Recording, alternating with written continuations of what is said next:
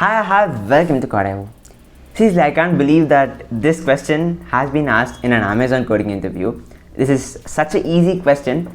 So let us move on to the question. So the name of the question is at least 2 greater. So in this question, we are given an array as input. So the sample input given here is 2, 8, 7, 1 and 5. So in this array, our output should be 1, 2 and 5. So how do we get from this to this? What is the change? Obviously, as you can see, the change is the elements 8 and 7 are missing in the final output, right? So if we remove these two numbers 8 and 7, we would get our output, right? No. So what is the logic is, obviously we have to remove 8, 7, but that is not the end, because 2, 1, 5 is the output that we get if we remove 8 and 7.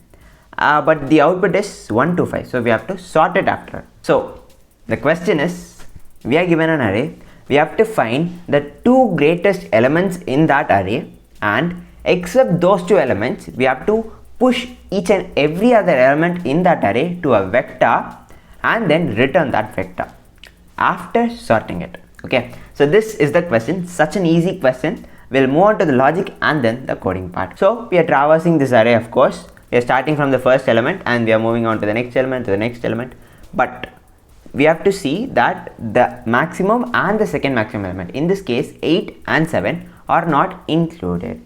So in this case, if we encounter 8 or 7, in this case it is 8 and 7, but it would be the greatest and the second maximum, so the maximum and the second maximum element of that array.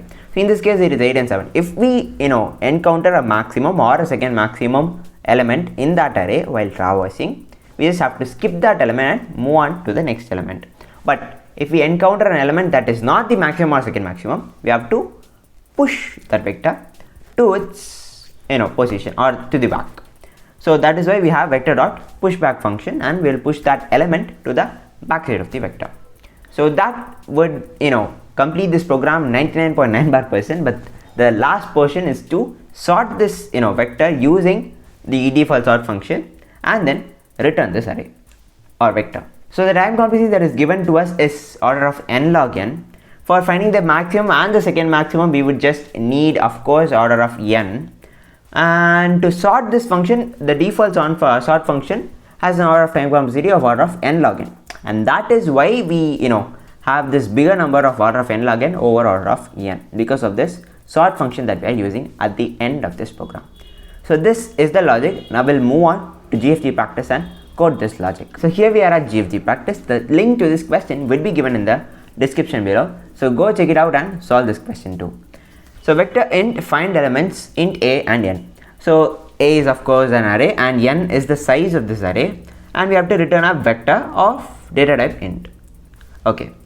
So let us start with finding the maximum and the second maximum first. You would probably know the code to find the maximum and second maximum of a number.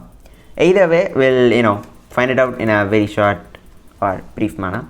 So int max is equal to int min, and then obviously the second max is also set to int min. And the next thing of course would be to traverse this array. So int I is equal to 0, I is less than n, I plus plus. And then we have to check whether the current value that we are pointing to, if a of I is greater than the existing maximum value. Okay, so if it is greater than the existing maximum value, the maximum value that is currently present would be transferred to the second maximum value, and then the maximum or the new maximum would be array of I, so a of I. Okay, but there is also another if condition that we should use, that is else if array of I is greater than second max. So we have a number, let us say 5, 1 and 4. Okay, the maximum would be 5 and second maximum would be 4. Let us say we are traversing this array and now we have reached 4, that is 5, 1 and 4. Okay, now currently the maximum value would be 5 and second maximum will be 1. If we just have the first if statement, then we would ignore this 4 and move on to the next element. But our actual code should be, we should check whether the number that we are pointing to is greater than the second maximum as well. Okay, now while checking 4 is greater than 1, is 4 greater than 1? Yes, it is true, and hence we should change second maximum as a of I. The maximum value will of course not change because a of I is not greater than max. If it is greater than max, this value would have been, in this condition would have been satisfied and these statements would have been implemented. Okay, now that this for loop is done, we have the maximum and the second maximum with us. Okay, let me minimize that. So we have the maximum and second maximum. Our next step would be to create a vector, push all those elements that is not the greatest and the second greatest. That means that is not maximum or second maximum. Int I is equal to 0, int I is less than n, and I plus plus, of course the same old for loop. And the thing that we should check is if a of I is equal to maximum. If it is equal to maximum or second maximum, in both these cases we should not push it to this vector and we should move on to the next element. For that I have to first create the vector. Vector int, let us name it answer.